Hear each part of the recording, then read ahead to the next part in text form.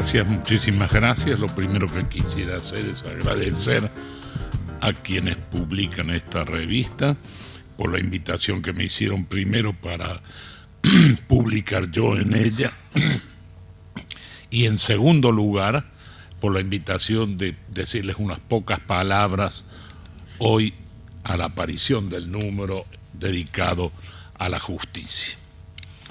Y yo suelo comenzar mis artículos con una serie de advertencias que tienen por efecto que ustedes no me confundan primero y que tampoco, o que aprendan en ese sentido a no confundir las palabras que yo utilizo, que no necesariamente tienen que ser las correctas, pero que yo quisiera en cierta manera advertir acerca de su significado.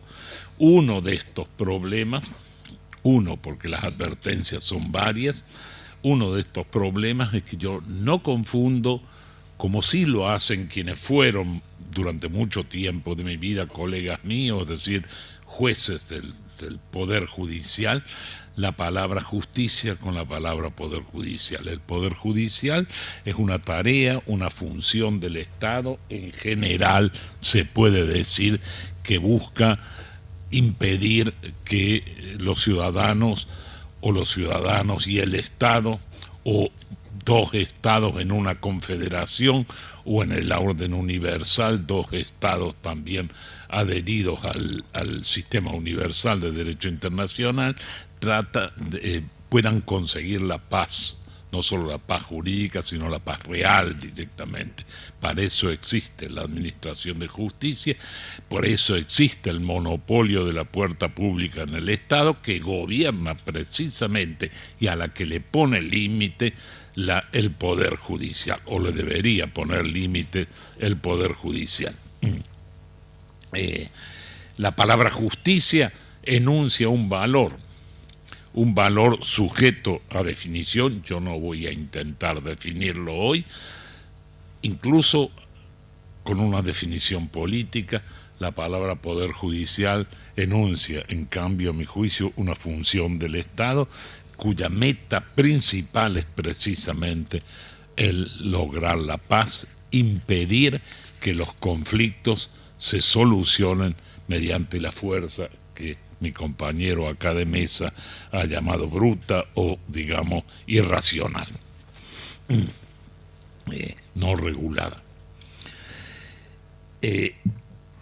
No voy a avanzar en otras consideraciones de advertencias que yo creo necesarias y las van a poder leer en el artículo con el que yo colaboré para el número de esta revista, pero sí decirles que el artículo pretende en cierta manera sentar ciertas bases para la organización de ese Poder Judicial, bases que no van a garantizar nunca que tengamos un Poder Judicial de excelencia, pero que tienden a ello. Tengo yo la esperanza de que para ello sirva, pero no puedo garantizar la efectividad de esta meta en el sentido de corregir las graves dolencias de que hoy sufre nuestro Poder Judicial. Tampoco voy a ingresar por razones de tiempo precisamente en lo que allí señalo como principales sufrimientos y enfermedades que tiene hoy o provocadas por el Poder Judicial. En general, quienes fueron mis colegas y quienes ahora ocupan el lugar de quienes fueron mis colegas, piensan siempre en términos de sinonimia entre justicia y Poder Judicial, y lamentablemente no siempre es así, y a mi juicio las acciones que hoy realiza la justicia, dicho de manera genérica, porque buenas personas y buenas acciones existen aún en dictaduras horribles directamente o tremendas,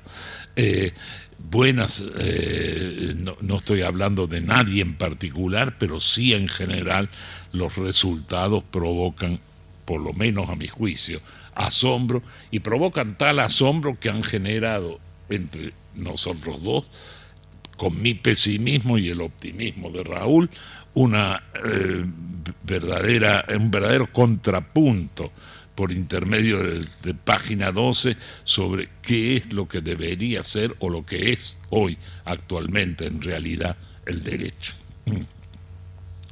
A mí me parece que hay ciertas cosas que están antes de la propia organización judicial, que hay que pensarlas por anticipado y que pueden auxiliar precisamente a la organización judicial. Me refiero, por ejemplo, al sistema representativo, me refiero, por ejemplo, a la organización del mismo Poder Ejecutivo y a la función que puede cumplir el Poder Ejecutivo y a cómo el Poder Ejecutivo se establece en un Estado como el nuestro. No voy a abundar tampoco, yo soy partidario, como lo es Raúl, también de un régimen parlamentario que creo bastante más transparente que un régimen como el nuestro, presidencialista, pero con ello no quiero tampoco decir que o ignorar que han existido regímenes parlamentarios que han dado lugar a dictaduras horrorosas en el ámbito universal y en nuestra propia cultura si apelamos a denominarla occidental. Es muy difícil que un gobierno presidido por un dictador o que una dictadura consiga, además de quizá poder lograr cierta paz social, consiga realmente hacer justicia.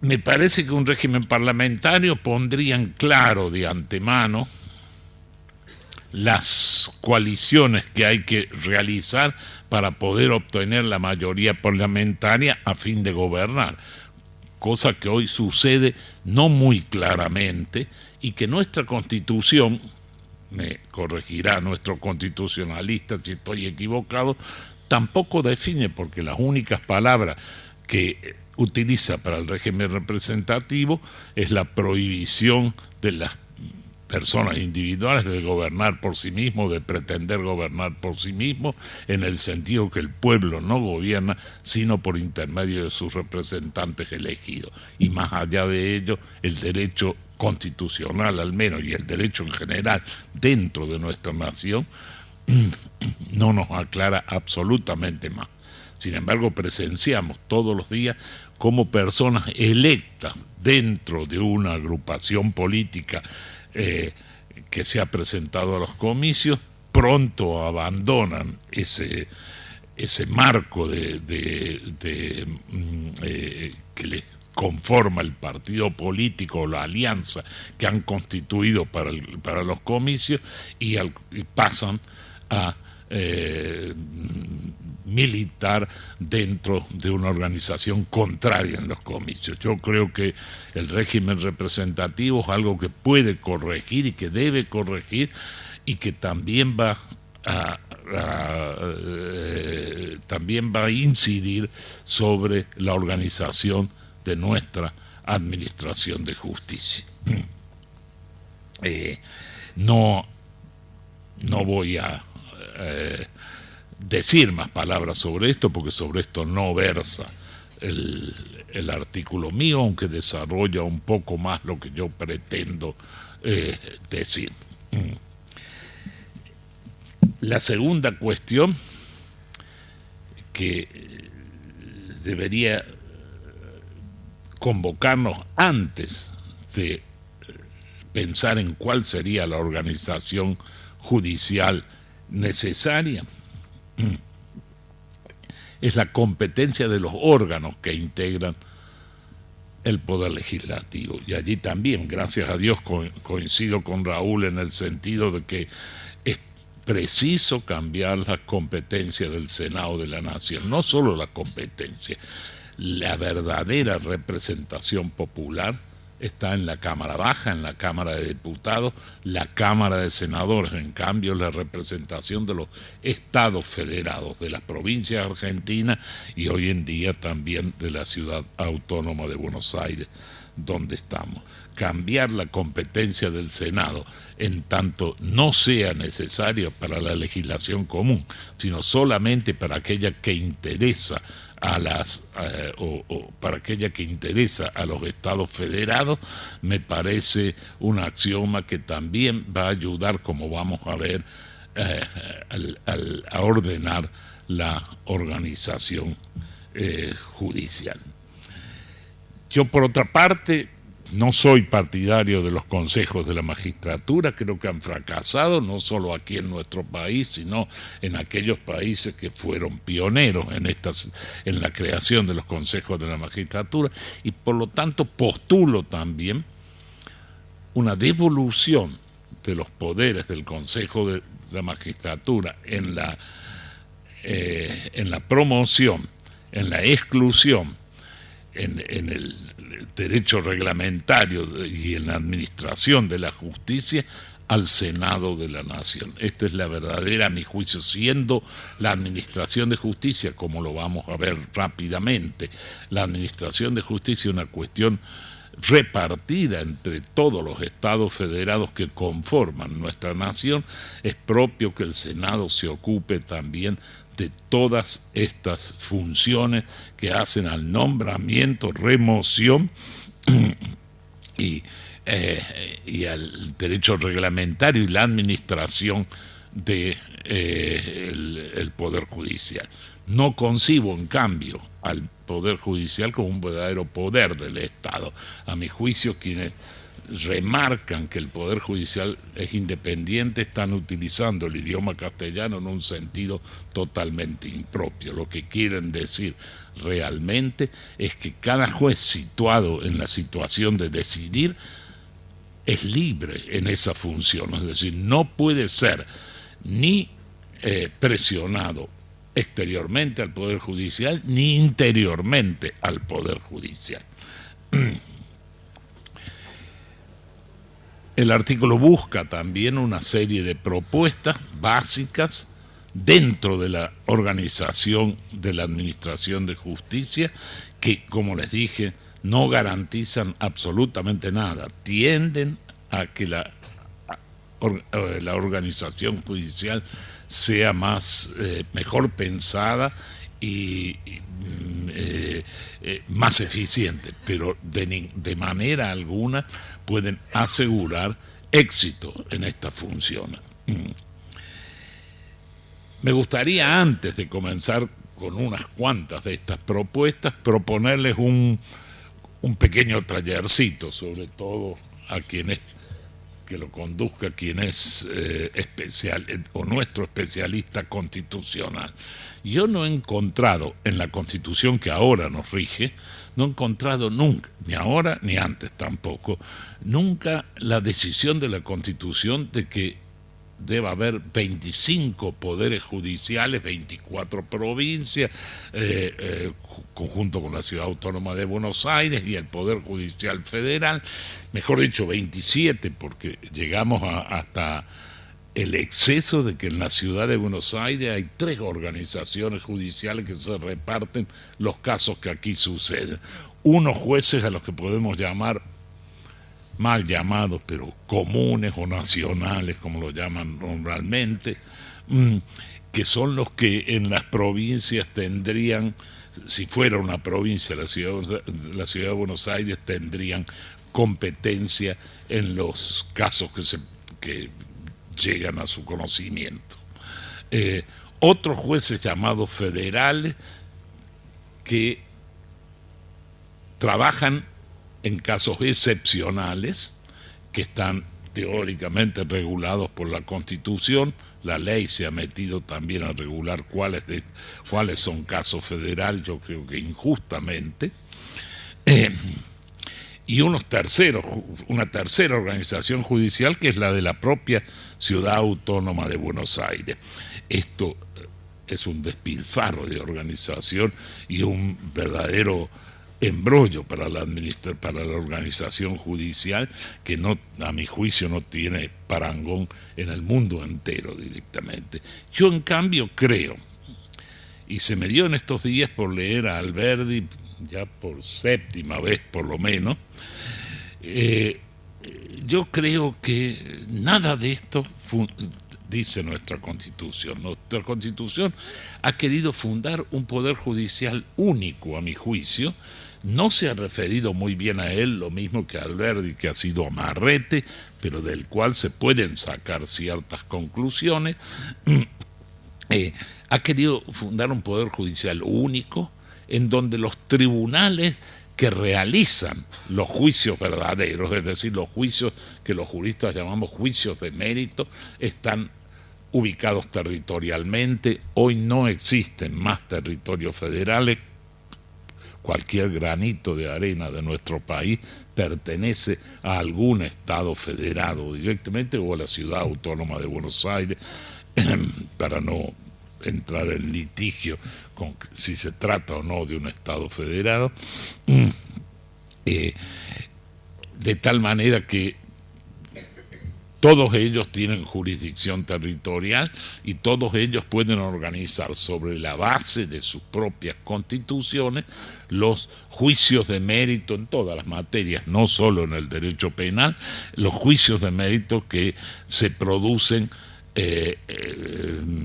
por conflicto entre ciudadanos de esa provincia o entre ciudadanos y el Estado provincial. En cambio, la justicia federal, como lo dice la propia Constitución casi a la letra, interviene en casos de excepción. Para decirlo bien sencillamente, ciudadanos de una provincia contra ciudadanos de otro, ciudadanos de una provincia contra un Estado distinto o contra la nación. En estos casos de excepción interviene la justicia federal como justicia de mérito.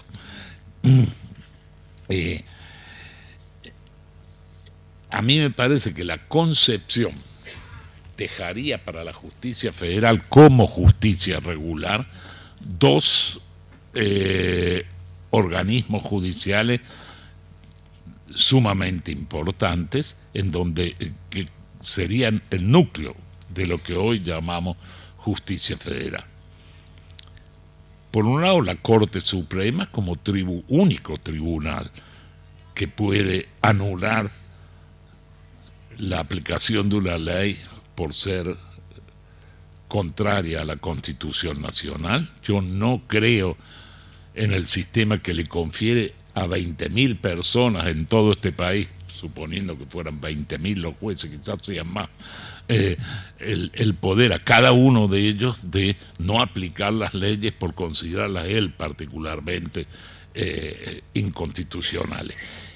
Y si la ley también lo impone, o la Constitución también, o una nueva Constitución también le impone, el control abstracto de constitucionalidad, que no es en sí necesario, pero que es en algunos casos, en pocos casos, señal de una buena organización judicial. Y por otro lado, algo creo de esto va a decir Raúl también, por otro lado, el Tribunal de Casación, si las leyes materiales de este país son nacionales, a diferencia incluso de la Constitución americana, que ha sido nuestro ejemplo organizativo directamente, y como el mismo Alberdi lo dice, es claro que el último intérprete de una ley nacional debe ser un tribunal de casación. Estos dos tribunales no son tribunales de mérito que se pronuncian por audiencia sobre el conflicto sucedido, sino que deciden directamente sobre la ley aplicada al conflicto y su interpretación. Un segundo problema que de aquí surge es lo que yo he llamado autogestión de los tribunales. Para esto, en primer lugar, es absolutamente imprescindible que nos pongamos de acuerdo en el significado de la voz tribunal. Yo cuando hablo de tribunal no pienso en un cuerpo de decisión como son el juez o la Cámara X, Sala tanto. Pienso en cambio en todos los jueces de la misma competencia territorial y eventualmente de la misma competencia material en grandes líneas. Todos esos jueces forman entre sí un colegio de jueces que puede autogestionar su propia administración. Para ello, las reglas que debe tener para el empleo de los recursos humanos como los recursos materiales son muy conocidas y son fáciles relativamente fáciles de ejecutar. El problema más grave es la distribución de los casos, que debe estar regido por un lado por la imparcialidad y por el otro por la equitativa división de tareas entre todos los jueces que componen ese colegio judicial.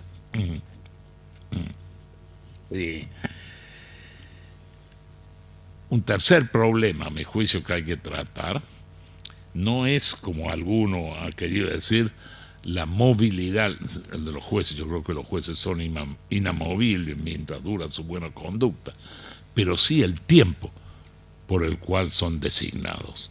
Y para esto yo propongo tiempos bastante más austeros que los que hoy rigen en un único caso para la Corte Suprema, es decir, el máximo de edad. Yo propongo que el nombramiento de un juez no dure lo que dura exactamente un mandato en el Poder Ejecutivo, pero de alguna manera limite bastante lo que hoy conocemos como nombramiento per vitam.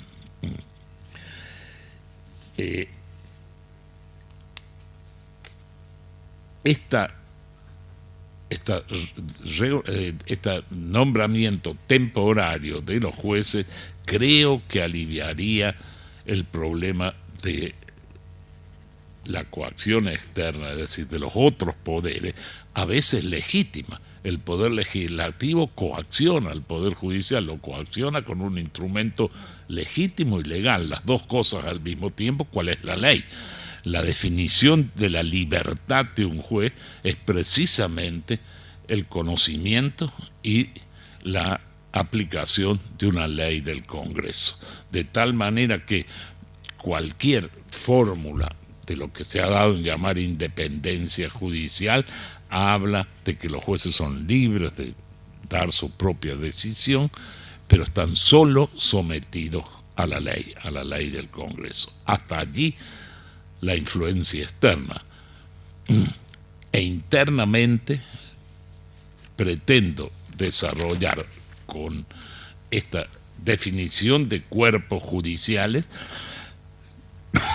un poder judicial que no se estructure sobre la base del principio vertical, de tal manera que existan los superiores que den órdenes a los inferiores, dicho en idioma más simpático, si se quiere, que la jurisprudencia superior se imponga sobre lo que piensa el juez que debe juzgar el caso, el juez inferior, sino muy por el contrario, fundar el poder judicial sobre la base de un esquema o regidos por el principio de horizontalidad. Todos los jueces son exactamente iguales y van siendo distribuidos en las distintas funciones que el derecho procesal encomienda dentro de un proceso, van siendo distribuidos conforme a la ley. No quiero abundar más en esta situación, por eso he limitado mi exposición a estas situaciones para cumplir con el mandato acá. Me he ido de ninguna manera. Bueno, cumplir con el mandato. Está en el límite, pero de nuevo, un agradecimiento grande a ustedes por escucharme y a quien me ha invitado, a quienes me han invitado, no solo hoy, sino a publicar en la revista de ustedes. Gracias, muchísimas gracias.